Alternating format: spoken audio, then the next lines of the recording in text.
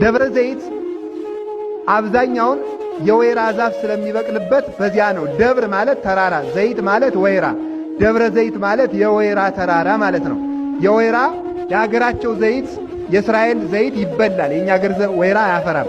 የእነሱ ሀገር ፍሬ ግን እኔም በአጋጣሚ አይቼዋለሁ። እግዚአብሔር ፈቅዶ ሄጄ ኢየሩሳሌም ወይራው ፍሬው ይበላል።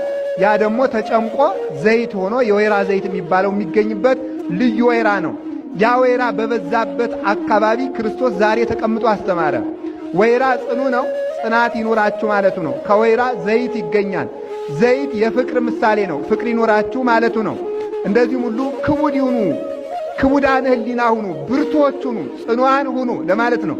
ዘይት መብራት ይሆናል። እናንተም ብሩህ ሕሊና ይኖራችሁ፣ ጨለማን የጨለማ ሥራ ኃጢአትን አትውደዱ ማለቱ ነው። ዘይት ለመሥዋዕትነት ለቤተ ክርስቲያን ይቀርባል። እናንተም ሰውነታችሁን መሥዋዕት አድርጉት ለማለት በዚያ አካባቢ ተቀመጠ።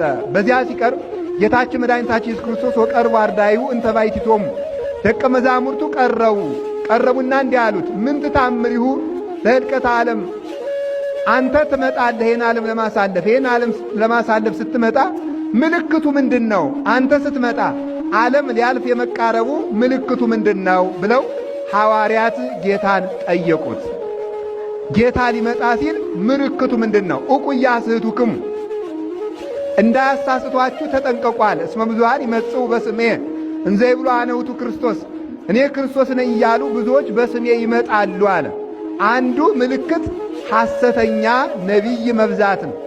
ሐሰተኛ ነቢይ፣ ሐሰተኛ መምህር፣ ሐሰተኛ ባይታዊ፣ ሐሰተኛ መነኩሴ ይመጣል ነው። እኔ ክርስቶስ ነኝ እያሉ ሁሉ ይመጣሉ ብሏል ጌታ።